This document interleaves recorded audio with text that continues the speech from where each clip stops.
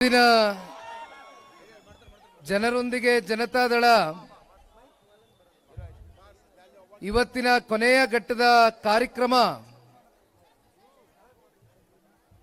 ಕೊಪ್ಪಳ ವಿಧಾನಸಭಾ ಕ್ಷೇತ್ರದಲ್ಲಿ ಈ ಭಾಗದ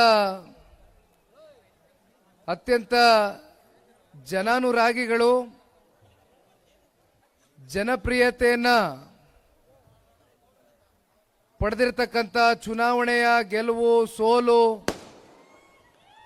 ಇದು ಯಾವುದೂ ಕೂಡ ಲೆಕ್ಕಿಸಿದಿರಾ ಕ್ಷೇತ್ರದ ಜನತೆಯ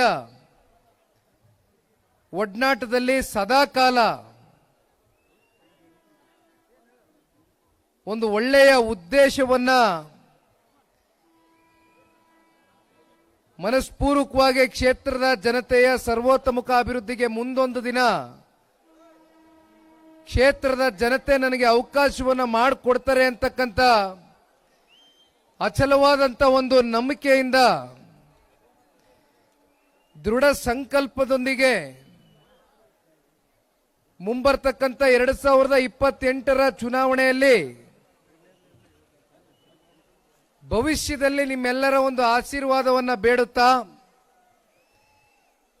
ತಾಯಂದ್ರ ಸಹಕಾರ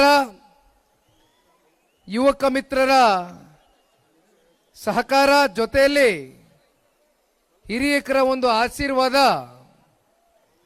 ಕಳೆದ 2 ಬಾರಿಯೂ ಕೂಡ ಚುನಾವಣೆಯಲ್ಲಿ ಪರಾಜಿತಗೊಂಡಿರ್ತಕ್ಕಂಥದನ್ನ ಅವರು ಮಾತನಾಡ್ತಾ ಇದ್ದಾಗ ಇವತ್ತಿನ ಈ ಸಭೆ ಎಷ್ಟು ಭಾವನಾತ್ಮಕದಿಂದ ಕೂಡಿತ್ತು ಅಂತಕ್ಕಂಥದ್ದು ಬಹುಶಃ ಯಾರಿಗೆ ಅನ್ನಿಸ್ತಾ ಏನೋ ಗೊತ್ತಿಲ್ಲ. ಆದರೆ ನನಗಂತೂ ಬಹಳ ಅವರು ಮಾತಾಡಬೇಕಾದ್ರೆ ಅವರ ಧರ್ಮಪತ್ನಿ ಅಕ್ಕ ಅವರು ಲಕ್ಷ್ಮೀದೇವಿ ಅಕ್ಕ ಅವರು ನನಗೆ ಮನೆಯಲ್ಲಿ ಊಟ ಬಡಿಸಿದ್ದಾರೆ. ಅವ್ರ ಕೈಯಾರೆ ಆ ತಾಯಿ ನನಗೆ ಪ್ರೀತಿಯಿಂದ ಊಟ ಹಾಕಿದ್ದಾರೆ. ಅವರ ಋಣ ಇದೆ. ನೋವಾಯಿತು ಆ ತಾಯಿ ಕಣ್ಣಲ್ಲಿ ನೀರು ಹಾಕಿದಾಗ. ಕಳೆದ 12 ವರ್ಷದ ಚಂದ್ರಣ್ಣನ ವನವಾಸ ಅಂತಕ್ಕಂಥ ಚಂದ್ರಣ್ಣ ಏನ್ ಹೇಳ್ತಾ ಇದ್ರು, ಕಾರ್ಯಕರ್ತರ ವನವಾಸ ಒಂದ್ ಕಡೆ ಇದ್ರೆ ಬಹುಶಃ ಲಕ್ಷ್ಮಮ್ಮನವರ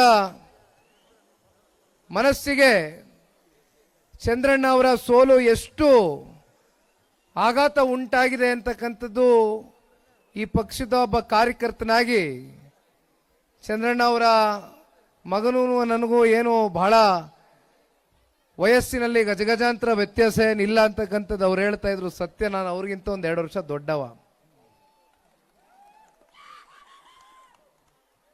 ಆ ತಾಯಿಯ ಕಣ್ಣಲ್ಲಿ ಬಂದಂತ ಒಂದು ನೀರು ಅವರ ಒಂದು ಸ್ವಾರ್ಥಕ್ಕೋಸ್ಕರ ಅಲ್ಲ ಅಂತಕ್ಕಂಥದ್ದು ಈ ಸಂದರ್ಭದಲ್ಲಿ ನಾನು ಹೇಳಬೇಕಾಗ್ತದೆ. ಕಾರಣ, ಚಂದ್ರಣ್ಣ ಅವರು ವ್ಯವಹಾರ ಮಾಡ್ಕೊಂಡಿರ್ಬೇಕು ಅಂದ್ರೆ ಬಹುಶಃ ಅವರು ಅದೇ ಒಂದು ವೃತ್ತಿಯಲ್ಲಿ ಮುಂದುವರಿಬೋದಾಗಿತ್ತು. ಎಲ್ಲೋ ಒಂದು ಕಡೆ ಸಮಾಜದಲ್ಲಿ ಒಂದು ಪರಿವರ್ತನೆಯನ್ನು ತಗೊಂಡು ಬರಬೇಕು. ಕ್ಷೇತ್ರದ ಜನತೆಯಲ್ಲಿ ಅವರ ಒಂದು ಬಾಳಲ್ಲಿ ಯಾವುದಾದ್ರೂ ಒಂದು ರೀತಿಯಲ್ಲಿ ಬದಲಾವಣೆಯನ್ನು ತಗೊಂಡು ಬರಬೇಕು ಅಂತಕ್ಕಂಥ ಸಂಕಲ್ಪವನ್ನು ತೊಟ್ಟು ಚಂದ್ರಣ್ಣ ಅವರು ನಿರಂತರವಾಗಿ ಕ್ಷೇತ್ರದ ಜನತೆಯ ಜೊತೆ ಬೆರೆತಿದ್ದಾರೆ. ಕ್ಷೇತ್ರದಲ್ಲಿ ಇತ್ತೀಚೆಗೆ ನಡೀತಾ ಇರತಕ್ಕಂಥ 1-2 ವರ್ಷಗಳಿಂದ ಈ ಭಾಗದಲ್ಲಿ ಕಾರ್ಖಾನೆಗಳಿಂದ ಆಗ್ತಾ ಇರತಕ್ಕಂಥ ಪರಿಸರದ ಮೇಲೆ ಒಂದಷ್ಟು ಒತ್ತಡಗಳೇನಿದೆ, ಅದರಿಂದ ಕ್ಷೇತ್ರದ ಜನತೆಯ ಆರೋಗ್ಯದ ದೃಷ್ಟಿಯಿಂದ ಆಗ್ತಾ ಇರತಕ್ಕಂಥ ಕೆಲವೊಂದಷ್ಟು ಸಮಸ್ಯೆಗಳೇನಿದೆ, ಬಹುಶಃ ಜನಪ್ರತಿನಿಧಿಗಳಾದವರು ಮೊದಲು ಆಲೋಚನೆ ಮಾಡಬೇಕಾಗಿರ್ತಕ್ಕಂಥದ್ದು ಕ್ಷೇತ್ರದ ಜನತೆಯ ಆರೋಗ್ಯದ ಪರಿಸ್ಥಿತಿ ಬಗ್ಗೆ. ಎಲ್ಲವೂ ಚೆನ್ನಾಗಿದ್ದಂತ ಪ್ರಪಂಚದಲ್ಲೇ ಇವತ್ತಿನ ಕಾಲಘಟ್ಟದಲ್ಲಿ ನಾವು ಪ್ರತಿನಿತ್ಯ ನೋಡ್ತಾ ಇದ್ದೇವೆ ಕ್ಯಾನ್ಸರ್ ಪೀಡಿತ ರೋಗಿಗಳಿರ್ಬೋದು, ಹೃದಯದ ಸಮಸ್ಯೆಗೆ ಒಳಗಾಗಿರ್ತಕ್ಕಂಥ ರೋಗಿಗಳಿರ್ಬೋದು, ಅನೇಕ ರೋಗಗಳನ್ನ ಪ್ರತಿನಿತ್ಯ ನಾವು ಈ ಸಮಾಜದಲ್ಲಿ ನೋಡ್ತಾ ಇದ್ದೇವೆ. ಇಂಥ ಸಮಯದಲ್ಲಿ ಕಾರ್ಖಾನೆಗಳಿಂದ ಆಗ್ತಾ ಇರ್ತಕ್ಕಂಥ ಪರಿಸರದಲ್ಲಿ ಒಂದು ದುಷ್ಪರಿಣಾಮ ಏನಿದೆ ಅದನ್ನ ಅರ್ಥಕೊಂಡು ಇಲ್ಲಿರ್ತಕ್ಕಂಥ ಜನಪ್ರತಿನಿಧಿಗಳು ಜನಗಳ ಪರವಾಗಿ ಆಲೋಚನೆ ಮಾಡ್ತಕ್ಕಂಥದನ್ನ ಬಿಟ್ಟು ಮಾತೆತ್ತಿದ್ರೆ ರಾಜ್ಯ ಸರ್ಕಾರ ಕೇಂದ್ರ ಸರ್ಕಾರದತ್ತ ಬೆಟ್ ತೋರಿಸ್ತಕ್ಕಂಥ ಈ ಸಣ್ಣತನದ ರಾಜಕಾರಣವನ್ನ ಮಾಡ್ತಕ್ಕಂಥದ್ದು ಮೊದಲು ಬಿಡಬೇಕು ಅಂತಕ್ಕಂಥದ್ದು ಈ ಸಂದರ್ಭದಲ್ಲಿ ತಿಳಿಸ್ಲಿಕ್ಕೆ ಬಯಸ್ತೇನೆ. ಕುಮಾರಣ್ಣ ಅವರು ಉಕ್ಕು ಮತ್ತೆ ಬೃಹತ್ ಕೈಗಾರಿಕೆಯ ಸಚಿವರು. ಬೃಹತ್ ಕೈಗಾರಿಕೆ ಅಂತ ಇದ್ದಂಗೆ ಬಹಳ ಜನಕ್ಕೆ ಒಂದು ತಪ್ಪು ಪರಿಕಲ್ಪನೆ ಇದೆ. ಆ ತಪ್ಪು ಕಲ್ಪನೆಯನ್ನ ಕೂಡ ಬಹಳ ಜನ ನಮ್ಮ ರಾಜಕೀಯ ವಿರೋಧಿಗಳು ನಿಮ್ಮ ಮನಸ್ಸುಗಳಲ್ಲಿ ಮೂಡಿಸ್ತಾರೆ. ಇಲ್ಲಿ ಸನ್ಮಾನ್ಯ ಕುಮಾರಣ್ಣ ಅವ್ರಿಗೂ ನಮ್ಮ ರಾಜ್ಯದಲ್ಲಿ ಬರ್ತಕ್ಕಂಥ ಕಾರ್ಖಾನೆಗಳಿಗೂ ಏನು ಸಂಬಂಧ ಇಲ್ಲ. ಬೃಹತ್ ಕಾರ್ಖಾನೆಯ ಇಲಾಖೆಗೆ ಇರ್ತಕ್ಕಂಥ ಕೆಲಸವೇ ಬೇರೆ. ಇಲ್ಲಿ ಇವರು ಸುಮ್ಮನೆ ಕುಮಾರಣ್ಣನ ಹೆಸರು ಮುಂದಿಡ್ತಕ್ಕಂಥ ಪ್ರಯತ್ನವನ್ನ ಏನು ಮಾಡ್ತಾ ಇದ್ದಾರೆ, ಈ ರಾಜ್ಯ ಸರ್ಕಾರ ಇವತ್ತು ಈ ಕಾರ್ಖಾನೆಗಳಿಗೆ ಭೂಮಿಯನ್ನ ಕೊಟ್ಟು ಪರ್ಮಿಷನ್ ಅನ್ನ ಕೊಟ್ಟು ಎನ್ವಿರಾನ್ಮೆಂಟಲ್ ಕ್ಲಿಯರೆನ್ಸ್ ಇದೆಯೋ ಇಲ್ವೋ, ಯಾಕೆಂದ್ರೆ ಇವತ್ತು ತಾಂತ್ರಿಕವಾಗಿ ನಮ್ಮ ಸಮಾಜ ಬಹಳ ದೂರ ಹೋಗಿದೆ, ಬಹಳ ಮೇಲೋಗಿದ್ದೀವಿ ನಾವು. ಇದನ್ನ ಸರಿಪಡಿಸ್ಕೊಂಡು ಕೂಡ ಕಾರ್ಖಾನೆಗಳನ್ನ ಸ್ಥಾಪನೆ ಮಾಡ್ತಕ್ಕಂಥದ್ದು ಬಹುಶಃ ನನ್ನ ಅಭಿಪ್ರಾಯದಲ್ಲಿ ಏನು ದೊಡ್ಡ ವಿಚಾರ ಅಂತ ನನಗನ್ಸೋದಿಲ್ಲ. ಆದರೆ ಇಲ್ಲಿ ಕಾರ್ಖಾನೆಗಳನ್ನ ನಡೆಸ್ತಕ್ಕಂಥ ಆ ಮಾಲೀಕರಿರಲಿ ಅಥವಾ ಇಲ್ಲಿ ಜಿಲ್ಲೆಯಲ್ಲಾಗ್ಲಿ ಕ್ಷೇತ್ರದಲ್ಲಾಗ್ಲಿ ಕೆಲವೊಂದಷ್ಟು ಜನಪ್ರತಿನಿಧಿಗಳನ್ನ ತಾವೇನು ಆಯ್ಕೆ ಮಾಡಿದ್ದೀರಿ, ಅವ್ರಿಗೆ ಜನರ ಹಿತಾಸಕ್ತಿ ಬಗ್ಗೆ ಆಗಲಿ ಅಥವಾ ಜನರ ಜೀವನದ ಬಗ್ಗೆ ಆಗಲಿ ಅಥವಾ ಜನರ ಭಾವನೆಗಳ ಬಗ್ಗೆ ಆಗಲಿ ಕಿಂಚಿತ್ತು ಕೂಡ ಅವ್ರಿಗೆ ಯಾವುದೇ ಅವ್ರ ಪರವಾದಂಥ ಕಾಳಜಿಯೂ ಇಲ್ಲ, ಒಂದು ಬದ್ಧತೆಯೂ ಇಲ್ಲ. ಜ್ಞಾನ ಯೋಗಿಗಳು ಗವಿಸಿದ್ದೇಶ್ವರ ಸ್ವಾಮೀಜಿ ಅವರ ಬಹುಶಃ ಇನ್ನೂ ಕೂಡ ಅವರೇನು ಬೀದಿ ಇಳಿದಿಲ್ಲ ಹೋರಾಟಕ್ಕೆ. ಆದರೆ ಅವರ ಒಂದು ಕರೆ ಇವತ್ತು ಎಷ್ಟು ಗಂಭೀರವಾಗಿ ನಾವೆಲ್ಲರೂ ಕೂಡ ಪರಿಗಣಿಸಬೇಕು ಅಂತಕ್ಕಂಥದ್ದನ್ನ ಈ ಸಂದರ್ಭದಲ್ಲಿ ನಾವು ಆಲೋಚನೆ ಮಾಡಬೇಕಾಗ್ತದೆ. ಯಾಕೆಂದ್ರೆ ಬುದ್ಧಿಯವರು ಇವತ್ತು ಅಂತಿಮವಾಗಿ ಸಮಾಜದ ಹಿತಾಸಕ್ತಿಯ ದೃಷ್ಟಿಯಿಂದ ಕೆಲವೊಂದಷ್ಟು ಕರೆಗಳನ್ನ ಕೊಟ್ಟಿದ್ದಾರೆ ಅಂತಕ್ಕಂಥದ್ದಾದ್ರೆ ಇದರ ಸೂಕ್ಷ್ಮತೆಗಳನ್ನ ನಾವು ಅರ್ಥ ಮಾಡ್ಕೊಳ್ಬೇಕಾಗ್ತದೆ. ದಯಮಾಡಿ ಇದು ದಿಕ್ ತಪ್ಪಿಸ್ತಕ್ಕಂಥದ್ದು ಬೇಡ. ಕೇಂದ್ರ ಸರ್ಕಾರದ ಮೇಲೆ ಗೂಬೆ ಕೂರಿಸ್ತಕ್ಕಂಥ ಅಗತ್ಯತೆ ಇಲ್ಲ. ರಾಜ್ಯ ಸರ್ಕಾರದ ಕೈಯಲ್ಲಿ ಚಾಬಿ ಇದೆ.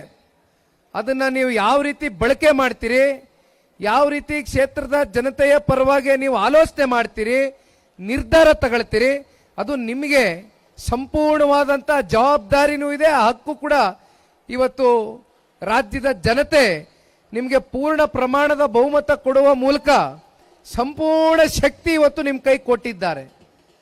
ಆದರೆ ನಾಡಿನ ಜನತೆ ಇವತ್ತು 136, 138, 140 ನನಗೆ ಗೊತ್ತಿಲ್ಲ, ಅದೇನು ದೊಡ್ಡ ಪ್ರಮಾಣದಲ್ಲಿ ಪಾಪ ದೊಡ್ಡ ಗಾತ್ರದಲ್ಲಿ ಇವತ್ತು ಶಾಸಕರನ್ನ ಹೊಂದಿದ್ದಾರೆ ಈ ರಾಜ್ಯ ಸರ್ಕಾರ. ಪ್ರತಿನಿತ್ಯ ನಡ್ಕೊಳ್ತಾ ಇರ್ತಕ್ಕಂಥ ರೀತಿಗಳು ಬಂದಿದ್ವು. ಕ್ರಸ್ಟ್ ಗೇಟ್ನ ಅಳವಡಿಕೆ ಮಾಡ್ತಕ್ಕಂಥ ಒಂದು ವಿಚಾರದಲ್ಲಿ 33 ಕ್ರಸ್ಟ್ ಗೇಟ್ಗಳೇನಿದೆ, ಆ 33 ಕ್ರಸ್ಟ್ ಗೇಟ್ಗಳಲ್ಲಿ ಕೆಲವೊಂದಷ್ಟು ಕ್ರಸ್ಟ್ ಗೇಟ್ಗಳಿಗೆ ಈಗಾಗಲೇ ಕೆಲಸ ಮಾಡಿ ಮುಕ್ತಾಯ ಮಾಡಿರ್ತಕ್ಕಂಥ ಗುತ್ತಿಗೆದಾರರಿಗೆ ಯಾವುದೇ ರೀತಿ ಅವ್ರಿಗೆ ಹಣಕಾಸೇನು ಬಿಡುಗಡೆ ಮಾಡಬೇಕು, ಅದು ಬಿಡುಗಡೆ ಮಾಡಿದ್ರೆ, ಯಾಕೆಂದ್ರೆ ಈ ರಾಜ್ಯ ಸರ್ಕಾರಕ್ಕೆ ಅದೇನು ದೊಡ್ಡ ಮಟ್ಟದ ಒತ್ತಡ ಆಗ್ತಕ್ಕಂಥ ಏನು ಆರ್ಥಿಕ ಭಾರ ಆಗ್ತಕ್ಕಂಥದ್ದೇನಿಲ್ಲ. ಇದರಲ್ಲಿ ಅವರು ಮನಸ್ಸು ಮಾಡಿದ್ರೆ ಒಂದು ಕ್ಷಣದಲ್ಲಿ ತತ್ಕ್ಷಣ ಆ ಹಣಕಾಸನ್ನ ಬಿಡುಗಡೆ ಮಾಡ್ತಕ್ಕಂಥದಕ್ಕೆ ಎಲ್ಲ ರೀತಿಯಾದಂಥ ಅವಕಾಶಗಳಿದ್ರೂ ಕೂಡ ರೈತರ ಪರವಾಗಿ ಕಿಂಚಿತ್ತೂ ಕೂಡ ಕಾಳಜಿ ಇಲ್ದಿರ ಈಗಾಗಲೇ ರೈತರು 2800ಕ್ಕೂ ಅಧಿಕ ರೈತರು ಇವತ್ತು ಇಡೀ ರಾಜ್ಯದಲ್ಲಿ ಪ್ರಾಣ ಕಳ್ಕೊಂಡಿರ್ತಕ್ಕಂಥ ಸನ್ನಿವೇಶ ಈ ರಾಜ್ಯದಲ್ಲಿ 3 ವರ್ಷದಿಂದ ಪ್ರಾರಂಭ ಆಗಿದೆ. ಆದರೆ ಇದರ ಬಗ್ಗೆ ರಾಜ್ಯ ಸರ್ಕಾರ ಯಾವುದೇ ರೀತಿಯಾದಂಥ ಚಿಂತನೆಗಳು ಮಾಡ್ತಾ ಇಲ್ಲ. ಇತ್ತೀಚಿನ ದಿನಗಳಲ್ಲಿ ಕೆಲವು ತಿಂಗಳ ಹಿಂದೆ ಧಾರಾಕಾರವಾಗಿ ಮಳೆ ಸುರಿಯಿತು, ಅತಿವೃಷ್ಟಿ ಆಯಿತು, ಬೀದರ್ಗೆ ಹೋಗಿದ್ವು. ಹೆಚ್ಚಿನ ವಿಡಿಯೋಗಳಿಗೆ ಪ್ರತಿಧ್ವನಿ ಯೂಟ್ಯೂಬ್ ಚಾನೆಲ್ ಸಬ್ಸ್ಕ್ರೈಬ್ ಮಾಡಿ, ಬೆಲ್ ಐಕಾನ್ ಕ್ಲಿಕ್ ಮಾಡಿ.